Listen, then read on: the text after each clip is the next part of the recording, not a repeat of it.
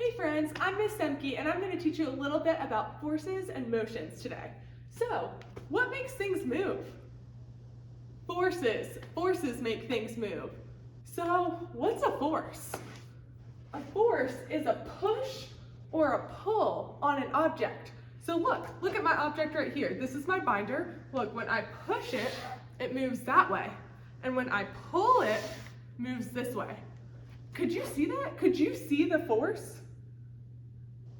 You kind of can because my hand is what's the force, causing the force, but forces are all around us and working all the time, even though we can't always see them. So what's a force in our everyday life that we know is working, but we can't see? Gravity. Gravity is a really important force. Gravity pulls everything down on Earth. If it wasn't for gravity, my feet wouldn't be on the ground, I might be floating around this room, the desk would be floating around this room, it would be really weird. So gravity keeps everything pulled down to Earth. So, because of gravity, what would happen if I dropped my binder? All right, you ready to see? Thanks to gravity, my binder goes straight to the ground. So, what's another kind of force? Another kind of force is friction. So friction is a force that makes things slow down, or friction can even make things stop. So think about a car. A car moves down the road, but what happens when there's a stop sign?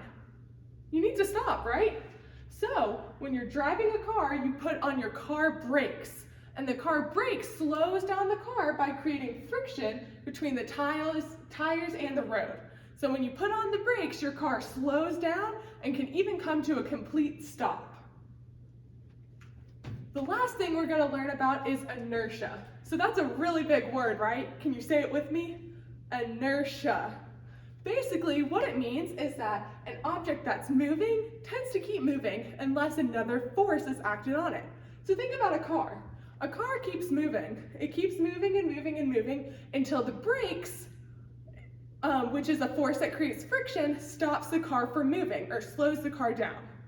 And then think about my book sitting on the table. My book will stay still unless I put a force on it to make it move. All right, kids, that's all we have time for today, but catch us back next week.